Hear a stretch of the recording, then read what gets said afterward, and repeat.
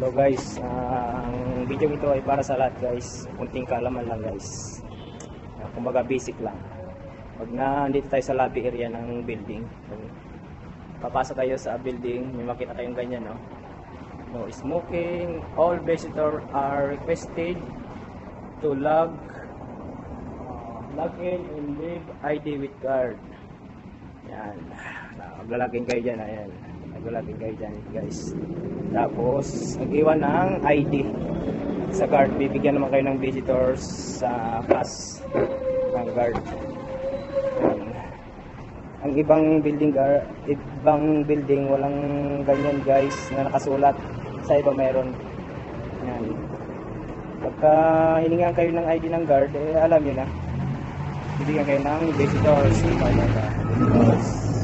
Ang isa nito ibibigay sa inyo. Yun ang gagawin nyo gagamitin nyo papasok ng building kung saan kayo pupunta. May mga kulay-kulay yan, kung anong floor, anong pupuntahan nyo. Yun guys, pwede wag na makipagtalo sa guard.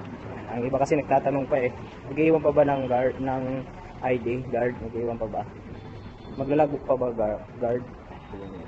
Mga tanong, nakasulat na nga yun,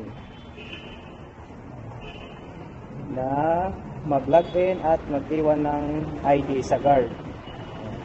Talagang Pinoy talaga tayo, magtatanong pa yan.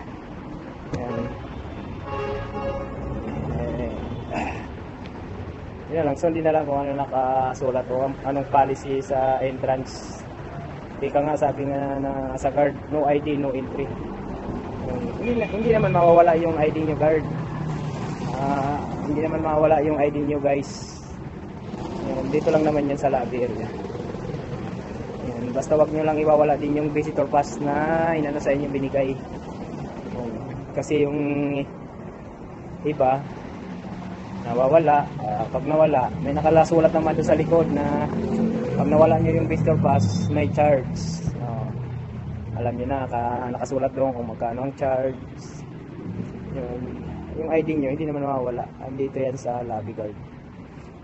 Naka-safety naman yan, kaya huwag kayo mag-alala. Kaya sa lahat ng visitor, pupunta kayo sa isang building o saan man, magdala kayo ng mga IDs, government IDs. Mga anong ID dyan, marami tayong government IDs. Iwan lang guys, papasukin naman kayo yan. Basta alam nyo yung pupuntahan nyo, alam nyo yung company o tao na pupuntahan nyo, pasukin naman kayo yan. Okay guys, maraming salamat po sa panonood, and kung nagustuhan nyo yung video na to, paki-like, comment, and share na lang, and follow din sa page natin. Thank you po. That's all.